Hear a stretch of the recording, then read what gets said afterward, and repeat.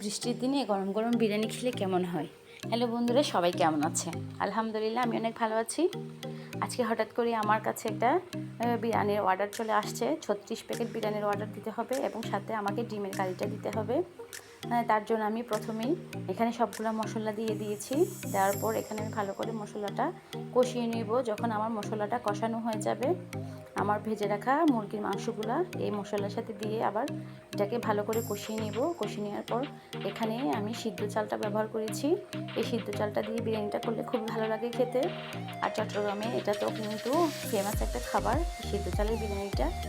এর জন্য আমি সিদ্ধ চালটাই কাস্টমারকে জিজ্ঞেস করে এটাই নিয়েছি। হ্যাঁ, আলহামদুলিল্লাহ, আমার বিরিয়ানি প্রায় হয়ে এসেছে এবং সাথে এখন আমি আর আমার মেয়ে দুজনে এখন প্যাকেট করা শুরু করে দিলাম। আলহামদুলিল্লাহ, আমাদের কাজ সম্পূর্ণ হয়ে গেছে। কে কে আমার মতন একা হাতে বিজনেস চালাচ্ছেন অবশ্যই কমেন্ট